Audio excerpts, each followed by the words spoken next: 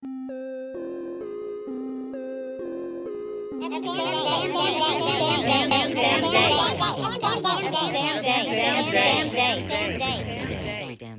damn day. Hello, everyone. It's Jerry at the Fledge. Welcome to Season 2, Episode 51. And I'm here today with my good friend Armon, and we're going to be talking about a youthful, aware, artful experience. I messed that up, didn't I? I put the word youthful back. Well, I mean, it's good to, feel where you come from as a child. So, understanding where you came, like I said, where you came from and your happiness that you had as a child. And I feel like we should carry that throughout our entire life. We should strive to be youthful. We get desperate for it when we're at the end of our life. Exactly. So let's jump into you a little bit. Tell us about you. So I was born in Detroit, Michigan, and I was adopted here in Lansing, Michigan when I was about 8 years old. Basically, what I've always taken with me is the artful, experience. I loved basically the art in Detroit, and I basically tried to bring that here and try to incorporate that with what I'm doing today as a multi-artist. And it's definitely taught me a lot, moving from Detroit to Lansing and being adopted and trying to find a home within who I am and basically bring my heart and mind to its one aware consciousness. And I actually did that when I was about 22. 22 is when I really kind of all clicked for me to understand like where I was going with life. I do love the family that I'm with, that adopted me and whatnot. Can we talk about that a little bit? Yeah. Was it a black family? Was it a white family? I was blessed enough to be adopted into a black family. Okay. That's always a question that I get, and it makes me giggle because I do understand the indifference that most black children are adopted by white families or alternate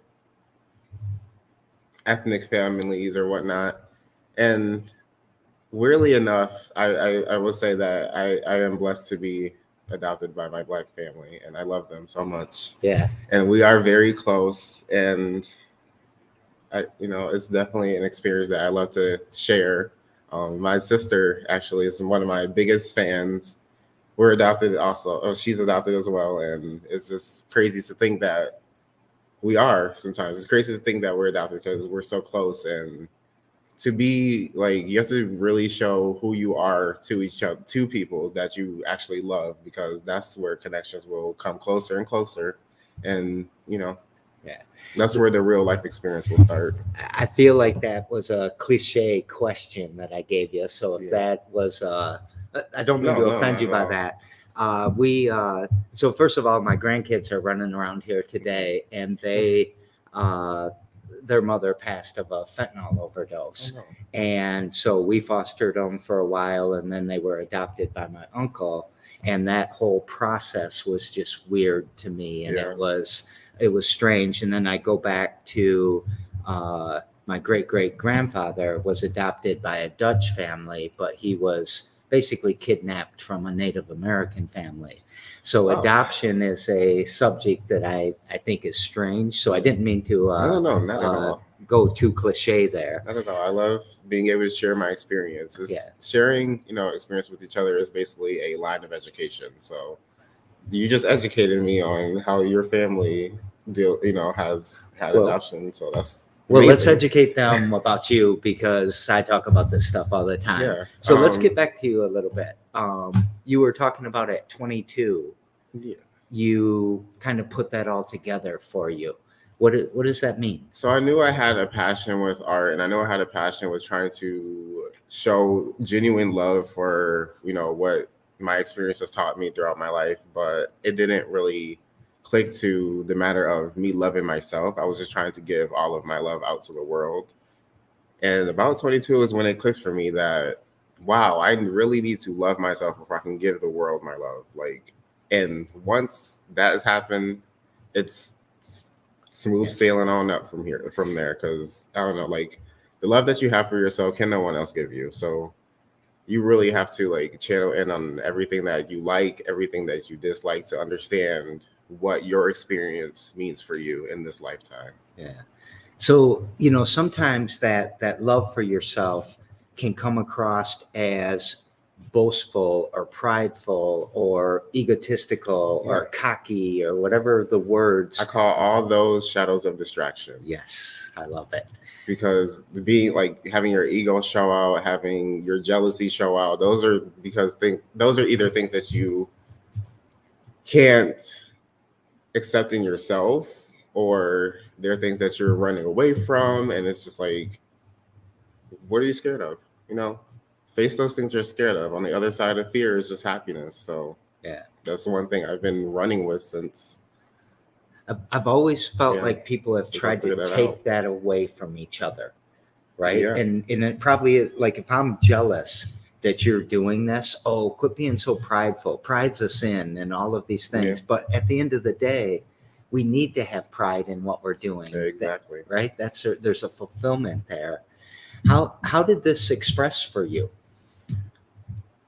For me, within this past year, having to face that prideful challenge and kind of, I guess, animosity towards other people's journey. So like, I've always had this like towards being, dressing up as this fantasy character. I've been in theater and I've always loved playing these characters and whatnot. And I didn't realize how much I honed to living a life as a drag queen. I did not know I was going to be a drag queen.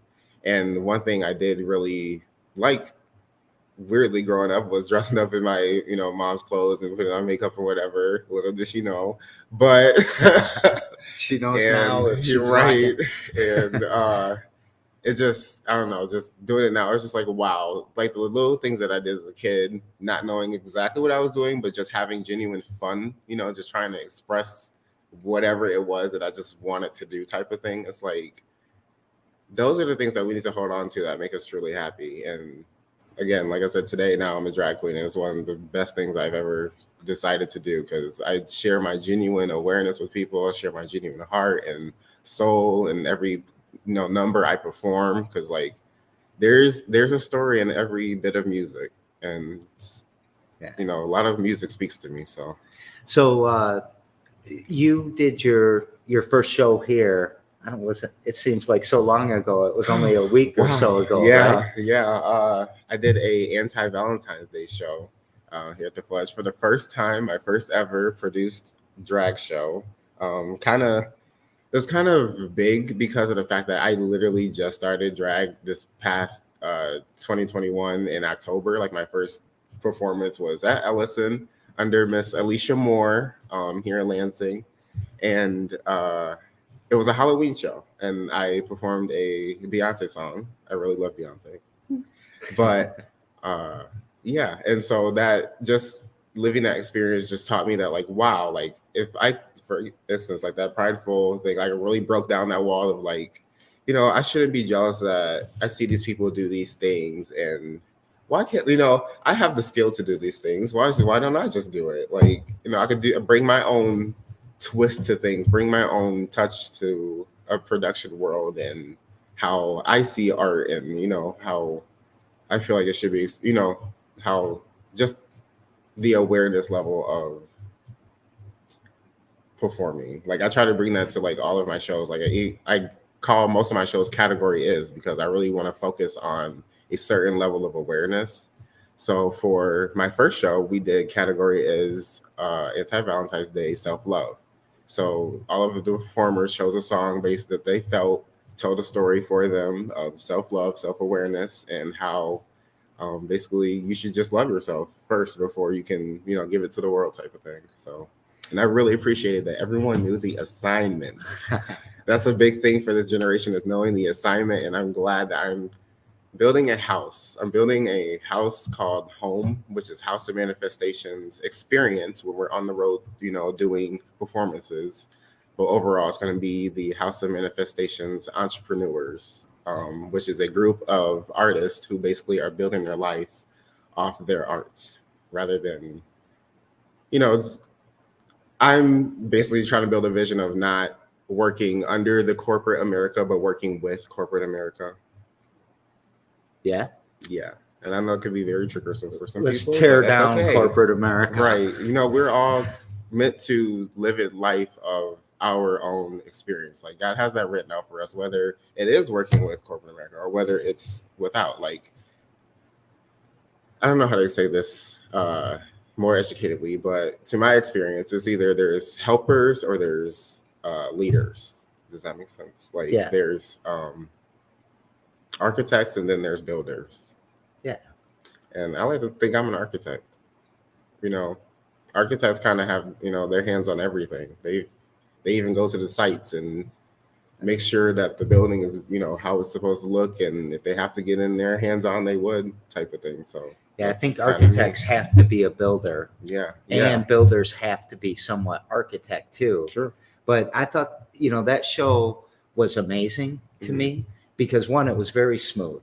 Like you guys knew what you wanted, you knew what you were going to do. You came in, and I hate this word, but you were really professional. You were disciplined about what you were going to do. I think professional is a word that's used to oppress, like to get people to talk like a certain way and to act a certain way and dress a certain way. But I don't mean it in that way. I mean it in the disciplined way. I like that. And honestly, all that comes from honestly all my job experiences, because I used to work at a banquet hall where we used to plan out events, put events together, you know, decorate the rooms, tear them down. And like that's one job that really taught me how to know how to set up, you know, events. So like I really do appreciate that to the University Club of MSU. And just I guess the discipline level of timing comes from honestly one of my recent jobs working at a salon with some great artists, the Artisan Company. Just knowing how to understand timing and understand your time limit, you know, understand how to work with it and get through it in a consistent manner. So that has taught me a lot. So, you know, we never know whether to look at the camera or whatever. So I've been looking at you for most of this conversation. And the reason I bring that up is because you have had a big smile on your face this entire conversation. Was there a time there where you went through this figuring out period where the smile wasn't there? Oh yeah, I used to hate my smile. I actually have a fake tooth. Listen, so there was always a lot of insecurity behind me smiling, honestly, every day. But now you can't get me to stop smiling, and I love that because like it just shows the genuine light in someone. Like your eyes are the keys, you know, to your soul, and then like the smile is just the light behind it all, type of thing. So you look like to me somebody who is full of hope and who has big dreams that you believe that they've already happened. It's just waiting for them to catch up with time or something. Exactly. That has never been reciprocated to me. Wow. Yes. It's like that one. It's like you have a dream of, like, you go to bed and you have this like fantasy dream about something, like, oh my gosh, like you're flying over the moon and, you know, you're doing these things, but then you wake up and you're like, oh, that's never going to happen. Those doubts need to go out the window. That's one thing I've learned. Get rid of them, because you can one day become an astronaut flying over the moon. You could do something like, when I have a very good friend who's actually studying, she's actually going back to school to study medicine. So she is a massage therapist right now. She never would have thought that she would have been going to space, but now that she's literally cracked her own matrix of what's holding the individual back from their biggest dreams. And she is going back to school for medicine so she can actually give massages in space to be able to do more than just the body. You know, we can only go so far. So she wants to basically expand that. She's trying to help expand our leverage into space. And that's amazing. So like, that's one thing I've done for myself, is I cracked my matrix on basically my doubts and my self-inflictions on what's holding me back. And now I'm on full-fledged run for whatever my imagination takes me. Were you pressured by others to have those doubts? Oh, yes. Oh, yeah. So there's always darkness where there's light. So no matter, you know, how much you shine, there's still going to be those distractions that try to get at you. So like just growing up, sometimes, you know, just the questions of like, is that right for you? Like, or do you know what you're doing? Or don't do this because that's part of, that's not what's supposed to happen. Like just people's opinions on reality being put into your space, your energy is just, it's very powerful sometimes. So yeah, like I had a lot of, makeup's for girls. Why are you doing that? Like my family has never really questioned me like that. Like there's, everybody has their own reality of life. And yes, it was hard, for me to come out and actually be comfortable with who I was at first. And even though my family accepted me, like I said again, I had to love myself first. I have to, realize that they were loving me. They were trying to do their best to accept me as who I was. And I just didn't see that at first. And yeah, so there was a lot of like, I guess, distractions of how people perceive me that really held me back. And that's one thing I really want to get out there is ignore those, ignore that. Like, whatever you can't control, you should not worry about. Leave that to the power of the universe, the power of God, whatever you believe in. Because Stephen Covey, I don't mean to bring another professional corporate thing in, but No, the you're 7 Habits of Highly Effective People, he talks about you've got this circle of influence and you have a circle of concern. And then I call it the circle of apathy. Like, I don't even care. Whatever they want to do, screw them.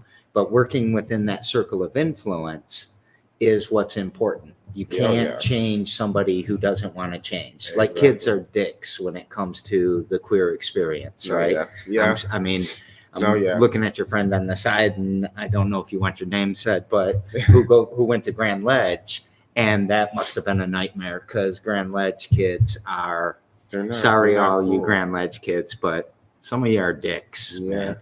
And there's a really unaware consciousness that floats around certain areas, where there's not a lot of diversity, I feel. Mm-hmm. So when there's light beings of diversity that come into play, it's like you don't know what to do with it. It's like giving almost, it's like you're giving putty that's glowing. And you're like, what do I do with it? Yeah. And then they start poking at it instead of actually embracing it. And, Yeah. Wow, poking it with a stick and hitting it.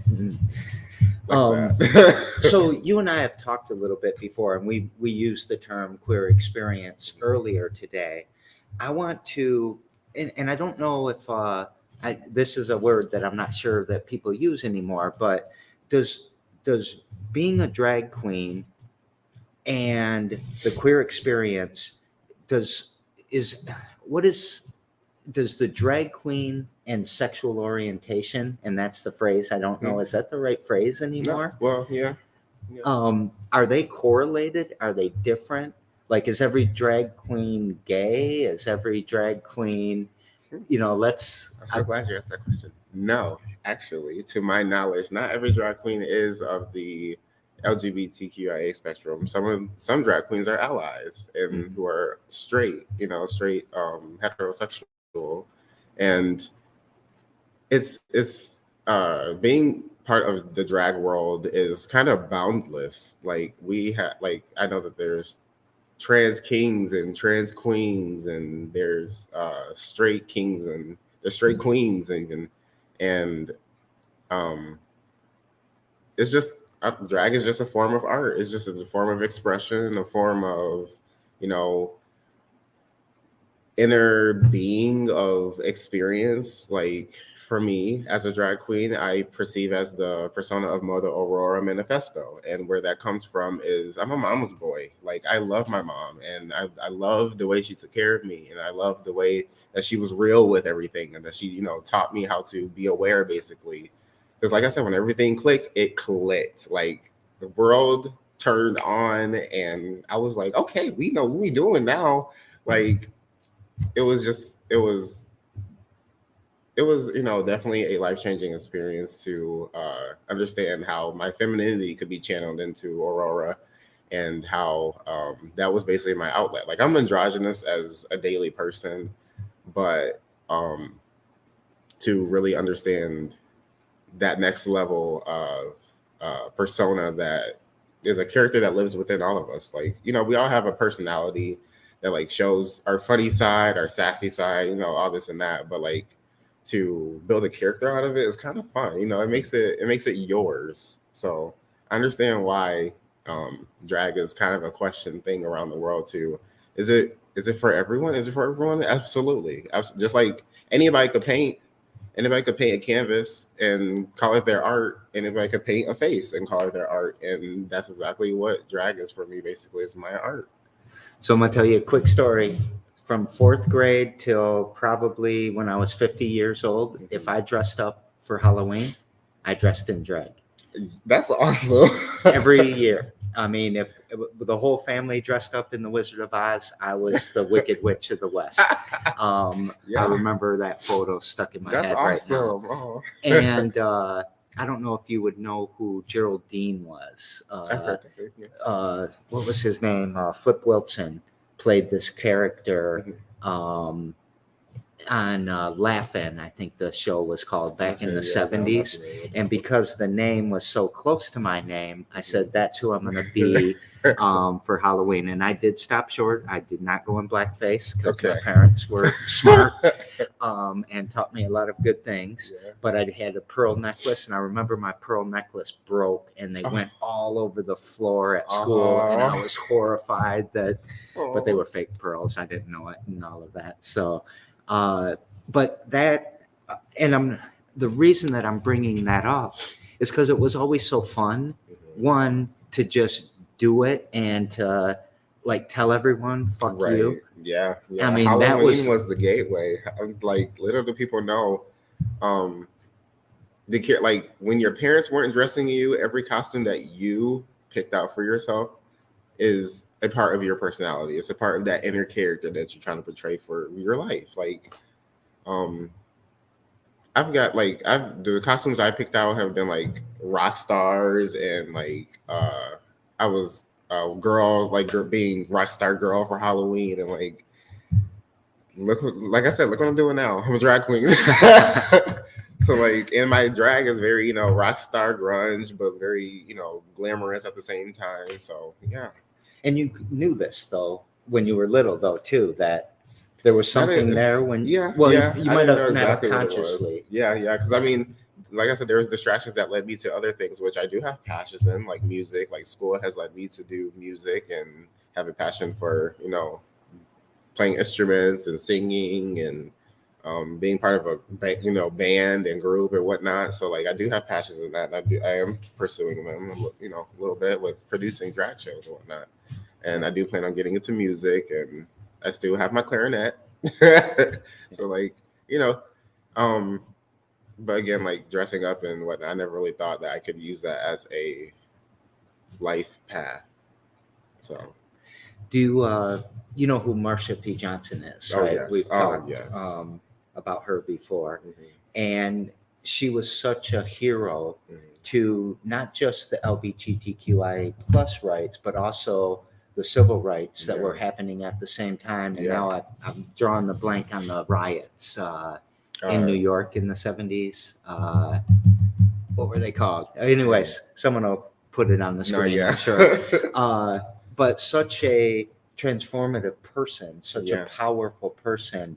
Do you find that because you went through this transformation, or you're going through this transformation, that you have a lot more strength than maybe? Honestly, yes, because all those movements were basically inspirations for me to take on these challenges of awareness. Like I know some of the things I'm going to tackle are going to be controversial to some communities, and I can't help that. It's just a level of awareness that I brought myself to, of everyone being equal, everyone sharing the same energy that keeps us alive. Like, it's just, I don't know. Yeah. So we talked a little bit about the spectrum, right? I mean, you've got, I don't know where all of the colors are and all of that in the spectrum, but at some level, we're all on the spectrum in dealing with our masculinity and our femininity. Can you say that word? Because I can't say that word. And how sometimes I think the guys that are standing there in the football uniform Yeah. and like, I'm, whatever they say, Right. that part of it is they realize they're in that spectrum and it scares them. Yeah. Right. Yeah.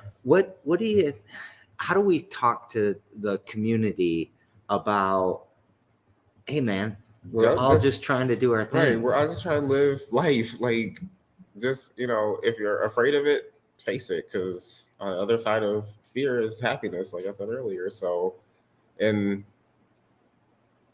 like, I don't know, there's like a masculine level of being afraid to share who you are type of thing. And that boundary really has to be broken down. Like, that's one thing that that's one thing that's been a challenge for me, is to break down that, wall of not showing who I am, not being afraid to express my emotions and feelings, and just say how I feel about certain things, and understanding another experience, another person's feelings and emotions. And not many men are apt to do that. So once you do that, there's going to be a lot of things answered and understood. that kind of toxic masculinity that happens in that space, it constricts our brain. Yeah. Right. If you don't do what you're doing right now, then you're really limiting your thoughts, your creativity, and all of that. And it collectively, there's about 8 people in this building right now.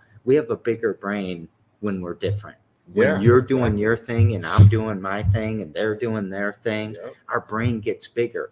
But when we try to contract it into these social norms that shouldn't be social norms, it makes that brain smaller. Yeah. So to me, like when you said, can I do this? I was like, fuck yeah, let's do this, because it was going to make our brain bigger. Yeah, I've learned just from the one show I've had. I've learned so much already that is going to take me farther in the next one. So, yeah. So I want to talk about your 420 event in a minute, but did we forget to talk about anything else besides that? There was nothing really that I wanted to touch on. It was just talking, share my experience. Yeah.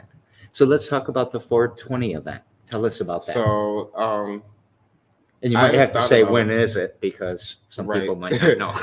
So our 420 event is April 20th, 2022, here at the Fledge. It's going to be a 9 p.m. event, a little late in the day, but, that's okay. We can come and hang out, and we're going to, share a little bit of education about what weed has, marijuana has helped do for the world and how long it's been around. I'm going to do a soft correct on you. Yeah. Cannabis. Because if we use marijuana, it's a racist term that we're trying to get away from, because it was used to kind of discredit the Mexicans that were smoking marijuana. So they would use that word. And even the state of Michigan, shout out to them, they're changing the regulatory from the marijuana regulatory agency to the cannabis regulatory agency, because it's a racist term that we're trying to get rid of. Wow. So I just learned something new. No, thank you. We're all still learning. Thank you for that. Yeah, thank you. So now back to that event though. What would people expect? Is everyone going to be getting high and all that, or is it? Well, those who like to take part, those who can responsibly understand what cannabis does for them, yes, you're welcome to take part. But and if not, that's okay. But we're still going to, have a little show based around the celebration of the cannabis plant and how, again, it's helped our world. So it's a cure-all, everybody. Yeah, it definitely is a cure. Listen, cannabis brings people together.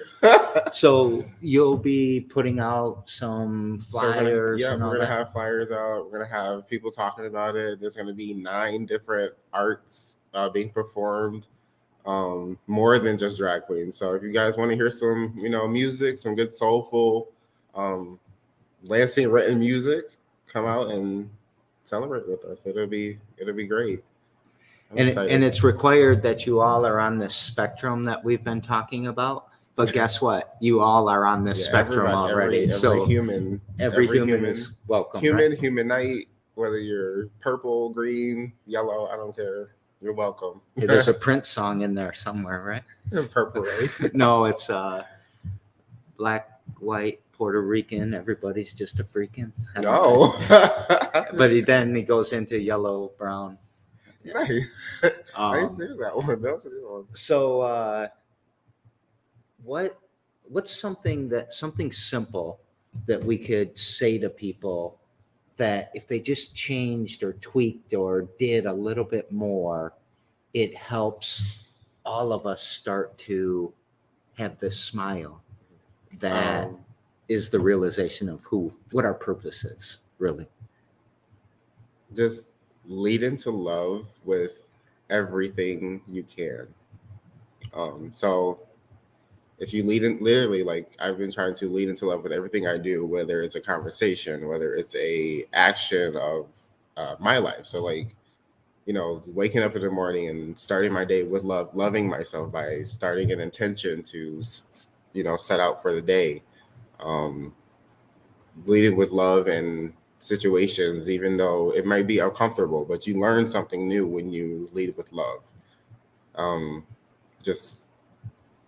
Leading life with love. And if the love doesn't connect, then it's not for you, type of thing. So like, if it feels bad, go the other way, do something else. Love will always win, and I'm never comfortable until I'm uncomfortable. That part. I hate being comfortable. Yeah. I mean, yeah. it just, You're not living if you're comfortable. Yeah. Yeah. Hey, thank you so much for coming on and telling the Absolutely. story. Thank you so much for having me. All right. So 420, April 20th, look for the flyers. The House of Manifestation. Is there an E? Yes, the House of Manifestations Experience. But you can find me on Facebook at Auroara Manifesto. All right. Love y'all. We'll see you tomorrow. That's a wrap for another Every Damn Day. Thank you so very much. And we'll see y'all